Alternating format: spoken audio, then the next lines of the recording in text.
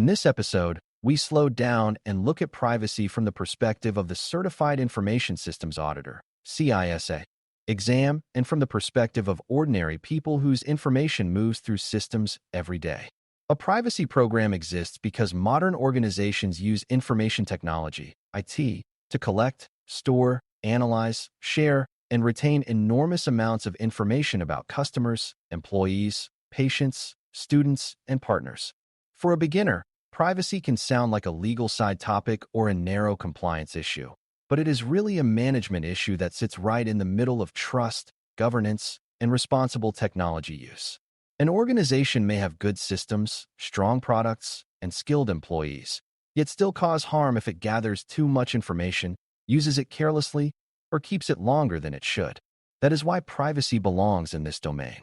It helps you understand how organizations should make thoughtful decisions about personal information before a problem becomes a complaint, an audit finding, a public controversy, or a legal penalty. Before we continue, a quick note. This audio course is a companion to our course companion books. The first book is about the exam and provides detailed information on how to pass it best. The second book is a Kindle-only ebook that contains 1,000 flashcards that can be used on your mobile device or Kindle. Check them both out at cyberauthor.me in the Bare Metal Study Guide series. A good starting point is the difference between privacy and security, because beginners often assume they are the same thing. Security focuses on protecting information and systems from unauthorized access, misuse, disruption, or destruction. Privacy is broader because it asks whether the organization should collect certain information at all, why it is collecting it, how it will use it, who will be told about that use, how long the information will remain, and what rights the individual may have over it. A company can secure a database very well and still create a privacy problem if it gathered information without a clear reason or used it in ways people did not reasonably expect. The reverse can also happen, where an organization has good privacy language on paper, but weak security controls that expose information to the wrong people. From an audit perspective, the two subjects support each other, but they are not interchangeable. Privacy is about appropriate and accountable handling of personal information, while security is one of the tools used to support that goal. Once that distinction is clear, it becomes easier to see why privacy matters so much in modern organizations. Personal information is tied to identity, dignity, reputation, safety, and autonomy, which means careless handling can affect people in ways that are more personal than a typical system outage or performance delay. If a business loses control of employee records, reveals customer behavior patterns, shares location history too widely, or keeps sensitive details without a strong reason, the harm can extend well beyond embarrassment. Trust declines, complaints rise, regulators may become involved, and leaders may discover that their technology choices created damage they never intended. Privacy, therefore, is not only about avoiding punishment. It is also about operating in a way that respects people and supports long-term confidence in the organization. A strong privacy approach helps the enterprise show that it understands information is not just a business asset to be extracted and exploited. It is also something connected to real people whose expectations and rights deserve serious attention. A privacy program is the organized structure an enterprise uses to manage all of those responsibilities in a deliberate way. It is not one policy, one training session, or one lawyer reviewing contracts at the end of a project. A real program includes governance, accountability, documented expectations, defined processes, oversight, and a way to connect privacy decisions to business activities and technology design. In practical terms, the program helps the organization answer a series of important questions before trouble starts. What personal information are we collecting? Why are we collecting it? Who owns the process? What rules apply? How do we know the information is accurate, protected, retained appropriately, and removed when no longer needed? That structure matters because privacy problems usually do not begin with obvious bad intent. They often begin with scattered decisions made by different teams that never step back to see the full picture of how information is moving through the enterprise. Governance and accountability are at the heart of any privacy program because someone has to be clearly responsible for making decisions, setting expectations, and monitoring whether they are being followed. If privacy is treated as everybody's general concern but nobody's defined responsibility, the organization will almost always drift into inconsistency. One team may collect extra information for convenience, another may share data with a vendor too casually, and a third may assume that security controls alone are enough to satisfy privacy obligations. Mature organizations assign clear oversight roles, define escalation paths, and make sure privacy decisions are connected to management, legal, business, and technical stakeholders instead of being buried inside one department. This does not mean every employee becomes a privacy expert, but it does mean the organization knows who is accountable for policy, who reviews risk, who approves exceptions, and who responds when practices do not match expectations. Auditors care deeply about this because weak accountability is one of the fastest ways for a privacy program to become symbolic rather than operational. A privacy program also depends on understanding the full information lifecycle because the organization cannot manage what it cannot see. Personal information is collected, entered, transmitted, stored, used, updated, shared, archived, and eventually deleted, and each of those stages creates questions about purpose, access, protection, and accountability.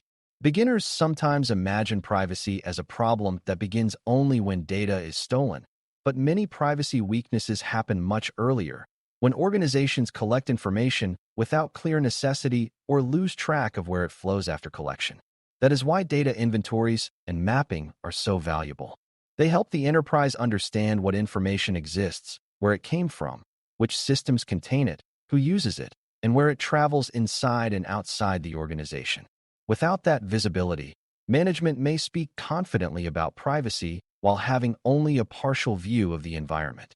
An auditor, by contrast, wants to know whether leaders truly understand the information landscape well enough to manage risk and meet obligations consistently. Several privacy principles guide that work, and one of the most important is transparency.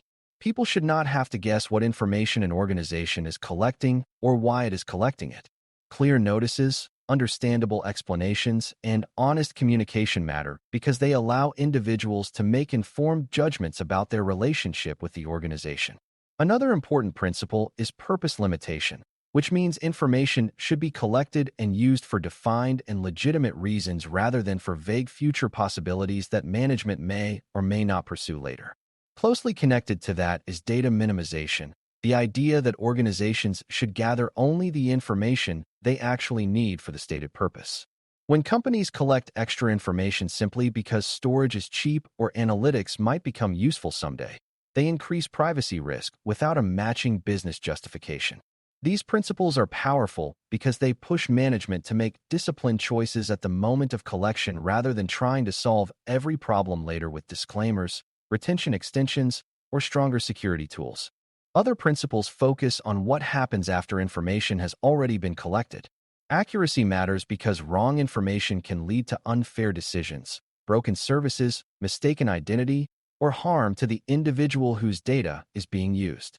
Access limitation matters because even within the organization, not everyone should be able to see every category of personal information merely because it is technically available.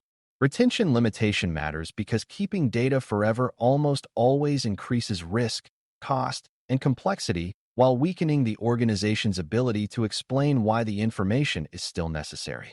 Eventually, information should be archived or disposed of according to business need, legal requirement, and approved policy rather than informal habit.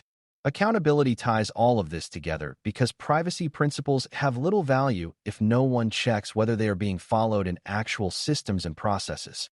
For a beginner, this is a helpful reminder that privacy is not one decision at the point of collection. It is a continuing responsibility across the life of the data. A mature privacy program also pays close attention to individual rights and expectations. Depending on the organization and the laws that apply, individuals may have the ability to access information about themselves, request corrections, object to certain uses, withdraw permission in some circumstances, or ask that information be removed when there is no longer a valid reason to keep it. Even when specific legal rights differ by region or sector, the broader principle remains important.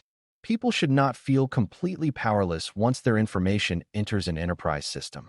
From a management perspective, that means processes must exist to receive requests, verify identity, evaluate what the organization is required or allowed to do, respond within expected time frames, and document the outcome. Without those processes, privacy rights become promises that cannot be carried out consistently. Auditors often look for evidence that the organization can handle such requests in a controlled way, because the existence of rights on paper means little if employees do not know how to honor them in daily operations. Privacy also needs to be built into projects and system changes from the beginning rather than added after a design is nearly complete. This idea is often described as planning for privacy early, and it is one of the most practical principles in the topic.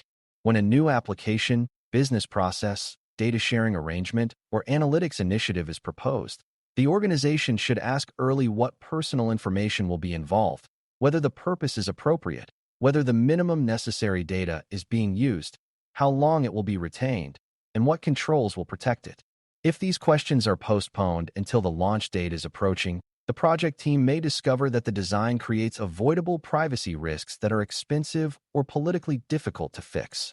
Strong privacy programs therefore connect closely with project governance, change management, enterprise architecture, procurement, and business planning. This matters for CISA because it reflects a core audit lesson. The strongest control environment addresses risk during planning and design, not only after the system is already in production. Third parties and vendors make privacy management even more important because many organizations rely on outside companies to host systems, process transactions, provide software, analyze behavior, or deliver business services. A common beginner mistake is assuming that once data is shared with a vendor, the privacy responsibility moves with it. In reality, accountability usually remains with the organization that collected the information or decided to use the third party in the first place. That means the privacy program must include due diligence, contract review, oversight, and ongoing monitoring of how outside parties handle personal information.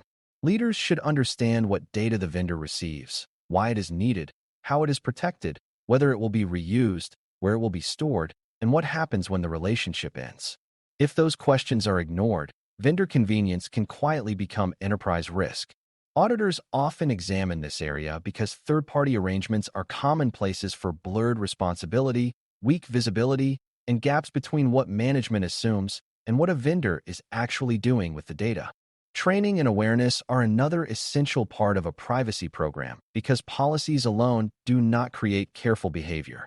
Employees need to understand the kinds of information they handle, why certain categories require special care, how privacy expectations affect their daily work, and where to go when a situation seems unclear. Someone in customer support may need to understand what information should not be disclosed casually over the phone, while someone in product design may need to think carefully about what data fields are truly necessary in a new form. Monitoring also matters because management needs evidence that privacy controls are operating, that retention rules are being followed, that access remains appropriate, and that exceptions are visible rather than hidden. Privacy incidents deserve attention as well, and not every incident looks like a dramatic breach. A mistaken email, an overly broad report, a misconfigured sharing setting, or a poorly designed workflow can all create privacy harm even when no outsider hacked a system. Mature organizations treat those events as lessons about process and control, not just as isolated mistakes. One of the most useful things an auditor can do in this area is look beyond policy language and ask whether the privacy program actually functions in the real environment.